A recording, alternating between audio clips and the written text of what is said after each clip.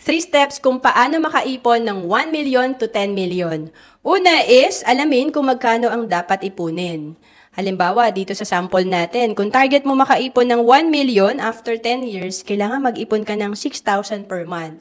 Kaya magandang alamin kung magkano ba dapat nating ipunin kasi para alam natin kung kaya bang ma-hit yung goal natin. Kaya kung 6,000 per month ang dapat mong ipunin pero 5,000 per month ang naiipon mo, gagawa natin ng paraan yung kulang. And then, pangalawa is magnegosyo.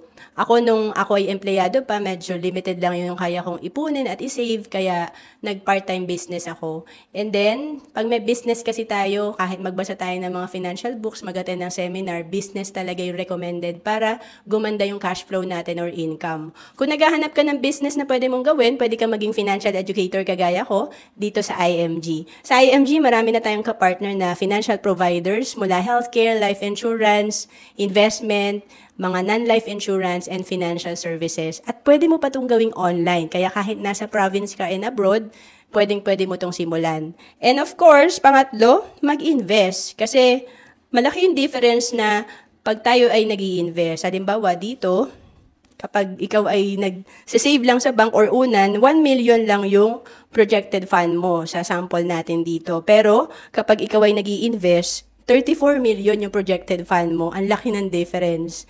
To know more about savings and investment, comment ka lang.